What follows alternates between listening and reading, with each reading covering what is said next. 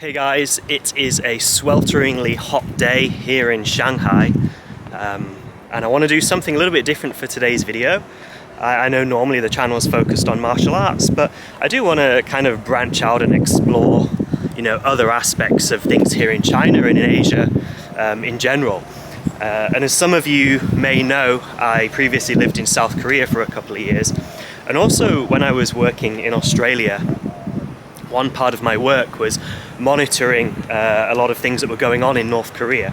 So it's always been a country that's fascinated me. I mean, it's so isolated, it's so different from anywhere else. It's, in a way, it's very reflective of what here in China was like in the 60s and 70s, when people like my Shifu and a lot of the other older generation teachers that I've featured on my channel, that's what they went through, and that's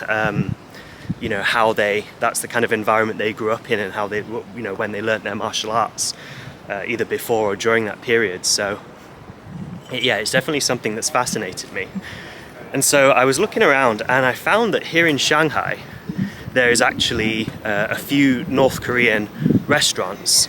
So essentially this is a chain of restaurants that is fully run and operated by the North Korean state. All of the staff, the waitresses, the chefs, the management, they're all North Koreans. And it's supposed to be quite the spectacle because they put on a big performance where all the staff come out and sing and dance like North Korean songs, and it's supposed to be quite a bizarre experience. What's interesting as well is that these restaurants are technically illegal under international law. North Korea's under sanctions, and so it's not allowed to really operate any businesses overseas, but there are a string of these restaurants here in China. There's quite a lot in Russia. There's also some in, I think, Singapore and Dubai and some other places like that. So one thing is that I've heard they're quite cagey about cameras in the restaurants, so I'm not sure exactly how much I'm gonna be able to film, but it's quite a unique and different experience, so I do want to try and film what I can to share with you guys. I'm going with a few martial art friends, so I'm sure there'll be some interesting martial art talk over beers while we're there as well.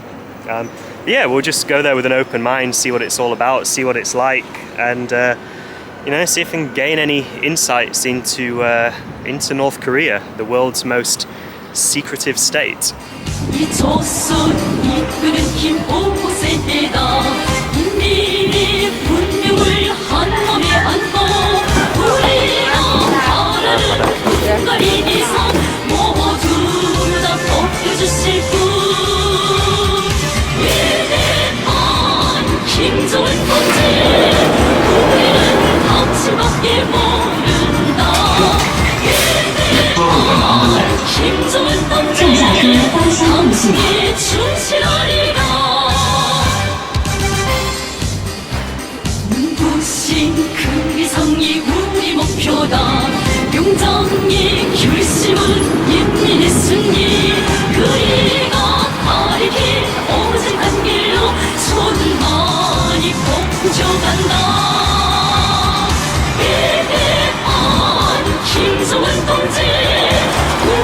And it does make me wonder as well that, given the fact that, as I said, the staff who work there are all North Koreans, what do they think when they see all of this? Because obviously, back home, if they're from Pyongyang, the capital, there's going to be nothing like this at all there. There is, very little, if any, international presence in Pyongyang at all. And, it's very restricted society. Foreigners cannot travel, go around freely there. North Koreans cannot freely interact with foreigners, by law. And so I wonder what they think when they see this. They come here and they're working in the restaurant. How much are they able to come out and walk around like me as they're a foreigner, I'm a foreigner, we're both foreigners here in Shanghai, but I can travel around freely, I can walk around, I can go and talk to anyone in the street.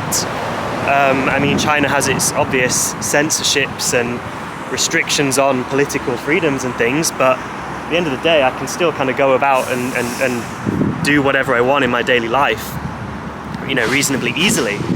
but North Koreans can't. And I wonder how that makes them feel, and especially, for example, you know, working in the restaurants. You know, they'll see, like tonight, I'm going to meet one American, one Brazilian, two Chinese, and then me who's British. And so how will the North Koreans think about that? They see a bunch of people from different countries all getting together, including Chinese, which are, you know, supposed to be like fellow communist brothers. And they see that we're free to all hang out and have fun together, but they're not. And that really kind of, you know, raises a lot of interesting questions about how coming over here and working in the restaurants and seeing China, you know, how that changes their view on their own country and the way their own countries run. Francisco, bon dia. How do you feel we're going to the Goryeo-guan? It's gonna be awesome, man. I don't even know how much, like, so there's the sign, Gaoli-guan or Goryeo-guan. It's just there. Yeah, it's inside here. I have no idea how much I'll actually be able to film. I'm gonna switch to my my phone to keep it discreet, but I reckon we can go in. So I want to just interrupt this video briefly to talk to you guys about a product that I use quite a lot myself. Now, I think you know me well enough by now to know that I would not endorse just anything. If I'm going to promote something, it's only going to be something that I truly believe in and something that I genuinely do use myself. Some of you may know that I also work as a journalist and geopolitical analyst. And having this line of work has made me acutely aware of the biases that are present in a lot of mainstream media reporting on world events. And as such, it becomes harder to know what's really going on and to separate reality from the narratives that are being spun. And so one of the products that I use to get around that is something called Ground News. Ground News is an app and website that combines news from around the world in one place so you can compare coverage. For every news source, you can see if they have a political bias, how reliable their reporting is, and who owns them. You can verify your information and know where the news is coming from. With Ground News, you can see what the media is exaggerating, sensationalizing, over or under reporting. You can see who funds each publication, compare coverage, and think critically about the information you consume. Go to check.ground.news/monkeystealspeach to check it out now. If you subscribe for my link, you get 40% off the Vantage subscription. So, why do these restaurants exist? Well, for two reasons.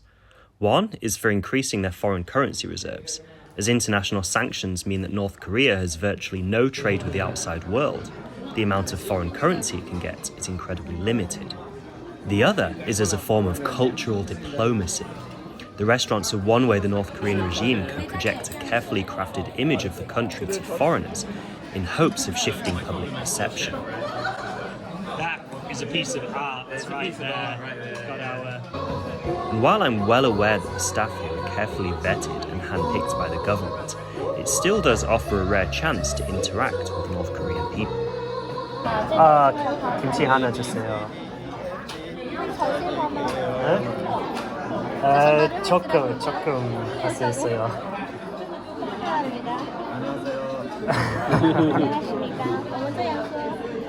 안녕하십니까. 这是比较礼貌的。 안녕하십니까. 여기 뭐 맛있어요? 냉면, 평양 냉면. 티 있습니다. 어떻게 냉면? Yeah. You have to have 냉면. You have to have冷面, right? 뭐 맛있어요? 맛있어요? 이건 300g입니다. 이건 200g. 이건 큐입니다. 이건 따. Okay. North Korea is by far one of the most ridiculed countries in the world. Did you hear this about North Korea, Andy? Like, I don't want to get you shot or anything. The North Korean government has announced that it found a unicorn. Foreigners are funny. Whatever you may think of the leadership there, at the end of the day, it is a country of 26 million people. Those are people we know absolutely nothing about. And these are people who go about their everyday life the same as us. They go to work, they have romance, they get into arguments, and they enjoy spending time with friends. And in this restaurant, I had the rare chance to talk about just normal everyday things with a girl from Pyongyang. We shared common ground in finding Chinese a difficult language to learn. We talked about how we don't like the heat of Shanghai summers. She'd never heard of Brazil and was asking Francisco about it. She was incredibly polite and pleasant to talk to.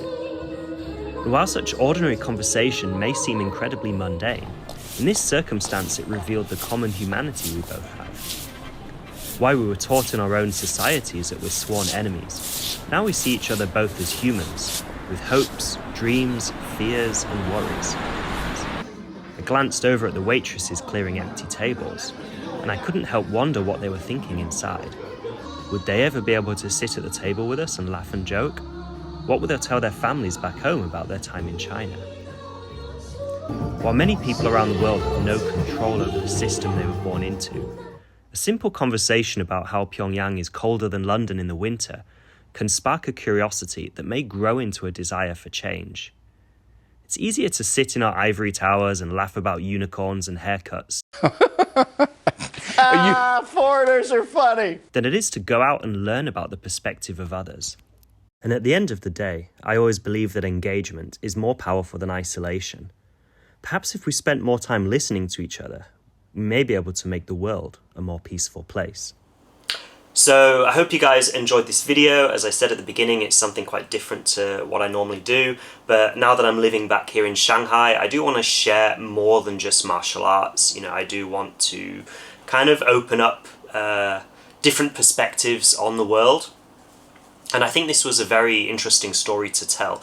Now, I decided to blur the faces of all of the staff in the restaurant. I did actually get in trouble for filming inside the restaurant. I'm not exactly sure what the reason was, but they did not like me filming at all, and they were very insistent on. They actually asked me to show them my phone and show them everything, show them my photos on my phone. So I did, temporarily delete everything, and I was thinking this over afterwards. It seems like the reason is they don't want their faces shown. They're okay with us taking selfies and they're okay with us taking photos of the food. And so I don't know the reason they don't want their faces shown, but out of respect for that, I've decided to blur their faces. But I do just think this is a very important story to tell. This is, this is a real thing in the world. These restaurants are, one of the only ways we can engage with people from North Korea.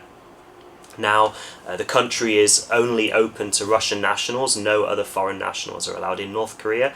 And so, the opportunity for engagement and this kind of people-to-people, exchanges, which I've talked about in the video, I feel which is so important, I feel are very limited now. And so I've decided to share this video with you guys anyway.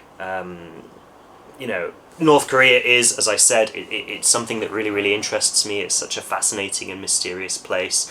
I would love to do more content about North Korea. If it's something you guys are interested in, just, leave a comment below. Let me know what you think.